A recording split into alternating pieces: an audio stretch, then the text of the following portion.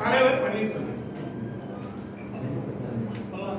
M sand பிசாண்டால மட்டும் இந்த தமிழ்நாட்டுடைய தேவை பூர்த்தி செய்ய முடியாது.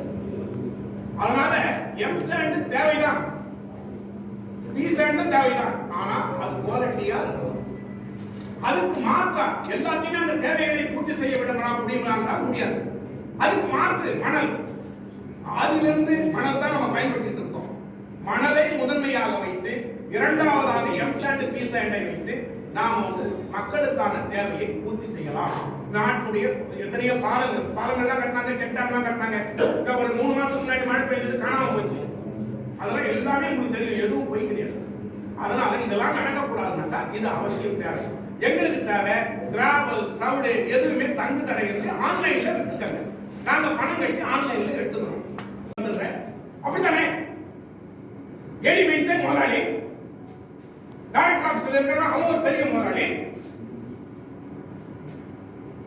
நான் காமிக்கிறேன். இப்ப ஐயா தயவு செய்து நான் உங்களுக்கு இப்ப காமிக்கிறேன். எனக்கு அனுப்பின மனுல 40 கோடிகளை கண்டறிந்து பசுமை தீர்ப்பாயத்துக்கு எந்த மனுவை சமர்ப்பித்தீர்கள்?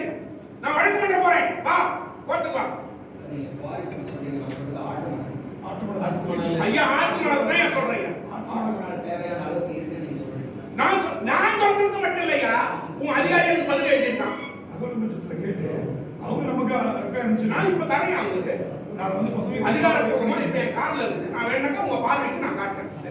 ஓட்டுநர்கள் பல்வேறு சிரமம் சந்திக்கிறதா சொல்றீங்க. எந்த மாதிரியான சிரமம் என்னெல்லாம் பண்றாங்க? ஐயா இப்ப என்ன வச்சு சொல்றீங்க? நான் ஐயா பிசாண்ட் எம்சாண்ட் நல்ல கேள்வி கேட்டிருக்கேன். ரொம்ப கோடி எம்சாண்ட் பிசாண்டியா நான் ஐயா விற்கிறேன். கலப்படம் நான் தயா பண்றேன். பில்லு அதுக்கு எம்சாண்ட் பிசாண்ட் எல்லாத்துக்கும் டாக்குமெண்ட் தரையாம். ஆனா எனக்கு கொஞ்சம் அவகாசம் கொடுக்கணும். நீங்க எல்லாம் கார்ல இருந்து எடுத்தாங்க இல்ல என் செல்லுல இருந்து நான் காட்டுறேன். அதாவது நானே விற்கிறேன், நானே கலப்படம் பண்றேன், நானே எல்லாம் செய்யறேன். ஆனா பில்லு கொடுக்க மாட்டேங்கிறேன். டிரான்சிட் பாஸ் போக்குவரத்து அனுமதிச்சிட்டு கிடையாது, கொடுக்கல. விற்பனை ரசீது ஜிஎஸ்டி பில்லு கிடையாது. என்னன்னு தான் இதே பன்னீர்செல்வத்தான் தான் எழுதி வாங்குறாங்க. உனக்கு என்ன வேணும்? ஒரு மீட்டிங் போட்டாங்க டைரக்டர் ஆபீஸ்ல ஹிந்தி போட்டுட்டு என்ன கேட்டாங்க, உங்களுக்கு என்னென்ன பிரச்சனை இருக்குதுன்னு. அப்ப என்னென்ன பிரச்சனை இருக்குதுன்னு சொன்னோம். அப்ப என்ன சொன்னாங்க, நீங்க எழுத்துப்பூர்வமா எழுதி கொடுங்க அப்படின்னாங்க. நான் எழுத்துப்பூர்வமா நீங்க அங்கீகரிக்கப்பட்ட சங்கமா இருக்கணும்.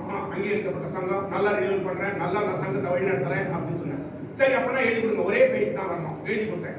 Transit pass we want transit pass with GST bill அப்படின்னு சொல்லி நான் எழுதி கொடுத்தேன். அதே சட்டமாக்குனாங்க. எப்போ சட்டமாக்கி 1 வருஷமா எல்லாத்துக்கும் நான் டாக்குமெண்ட் காட்டுறேன்.